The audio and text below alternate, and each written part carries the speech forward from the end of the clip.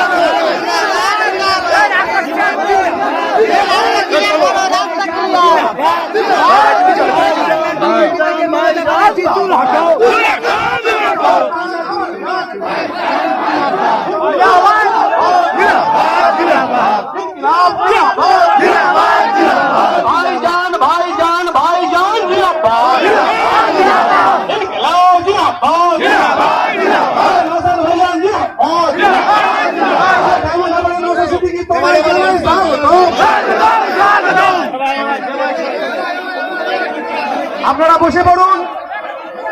আমাদের নয়নমণি, আমাদের প্রাণপ্রিয় বিধায়ক আমাদের মঞ্চে এসে গেছেন। আপনারা ধৈর্য ধরে বসুন।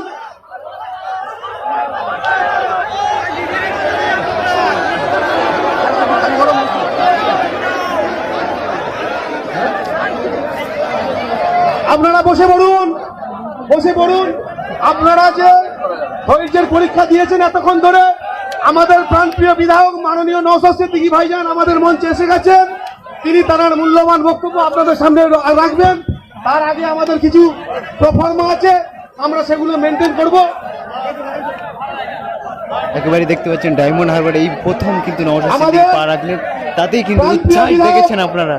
আরো ভিডিও দেখতে থাকুন। সিদ্দিকী মহাশয়কে ব্যাচ পরিয়ে বরণ করবেন হরিণডাঙ্গা অঞ্চল কমিটির সভাপতি ইয়ামিন লস্কর মহাশয়। আমাদের প্রাণপ্রিয় বিধায়ক মাননীয় নওশাদ সিদ্দিকী মহাশয়কে ব্যাচ পরিয়ে বরণ করবেন হরিণডাঙ্গা অঞ্চল কমিটির সভাপতি ইয়ামিন লস্কর মহাশয়।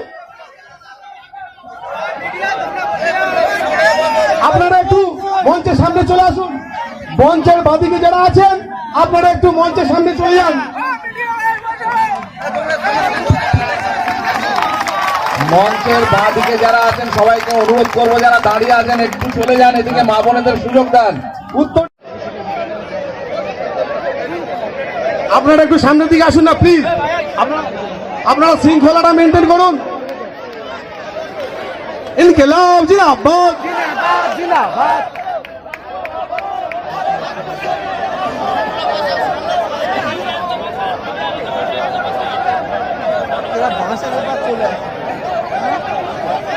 হ্যালো, আপনারা ধৈর্য ধরে বসুন। সবের একটা সিস্টেম আছে, যারা এই বাসের এপারে এসছেন তারা ওপরে গিয়ে দাঁড়ান। সিস্টেমের বাইরে কেউ আসবেন না, নিয়মের বাইরে কেউ যাবেন। এখানে সাংবাদিক বন্ধুদের জন্য সংরক্ষিত, প্রশাসনের বন্ধুরা আছেন তাদের জন্য, এটা আপনাদের জন্য নয়। এখানে জায়গাটা আপনারা এটার বাইরে গিয়ে বসুন। আইএসএফ একটা শৃঙ্খলাবদ্ধ দল, সেই শৃঙ্খলাটা সব জায়গাতেই দেখাতে হবে। আপনার বাসের এদিকে কেউ আসবেন না, যারা ভলেন্টিয়ার আছে ভাইদেরকে পিছন দিকে পাঠিয়ে দিন। আমাদের দুজন আমাদের কর্মী ফুল এবং মালা দিয়ে বরণ করে দেবেন আমাদের প্রাণপ্রিয় বিধায়ক মাননীয় নওশাদ সিদ্দিকী মহাশয়কে।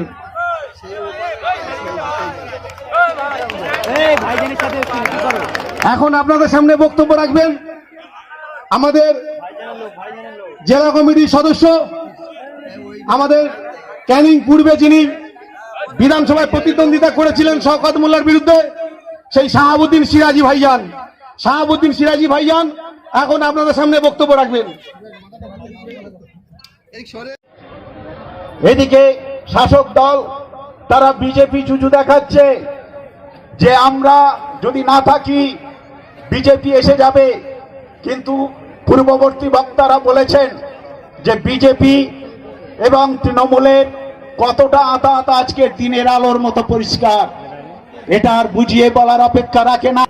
আমি ওই যারা জয় শ্রীরাম দিচ্ছে দলিত আদিবাসীদের গিয়ে বলি, আচ্ছা ভাই, রামচন্দ্র তোমার দেবতা ঠিক আছে, তিনি সম্মুখকে কেন হত্যা করেছিলেন? তখন বলে ওটা তো আমি ঠিক বলতে পারবো না। আমি একদিন আমার স্টাফ রুমে এটা বলেছিলাম, RSS এর এই 3টে জেলার যিনি দায়িত্ব আছেন তিনি আমার কলিগ ছিলেন, ফিজিক্সের টিচার, তাকে প্রশ্ন করেছিলাম, তিনি এড়িয়ে গিয়েছিলেন।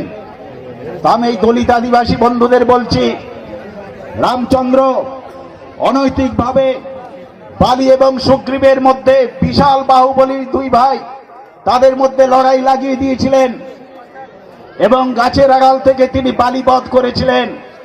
তার ছেলে অঙ্গদ, তিনি হলেন রামচন্দ্রের সেনাপতি, প্রধান সেনাপতি।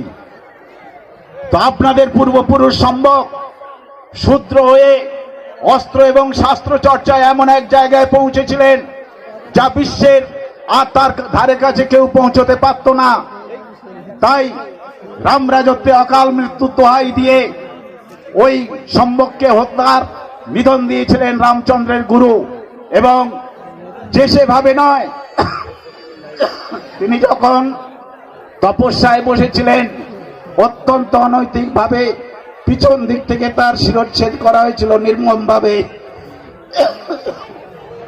তাই আমি দলিত আদিবাসী ভাইদের বলছি, যারা আপনার পূর্বপুরুষকে হত্যা করে আপনাকে জয় শ্রীরাম ধ্বনি ধরিয়ে দিচ্ছে, আপনি তাতে গলা ফাটাচ্ছেন।